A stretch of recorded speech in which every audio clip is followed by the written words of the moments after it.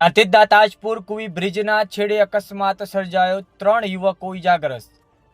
સાબરકાંઠા જિલ્લાના પ્રાંતિજ તાલુકાના તાજપુર કુવી પાસે આવેલ શેઠ એમ.કે. ઓરાન ગ્રુપ હાઈસ્કૂલ નજીક બ્રિજના છેડે રાત્રે અકસ્માત સર્જાયો હતો।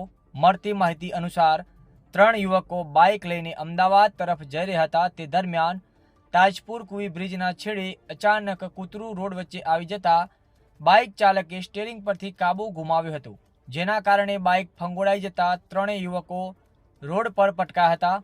અકસ્માતમાં 3 યુવકોને ઈજાઓ પહોંચતા તાત્કાલિક 108 એમ્બ્યુલન્સ મારફતે સારવાર માટે હોસ્પિટલ ખસેડવામાં આવ્યા હતા।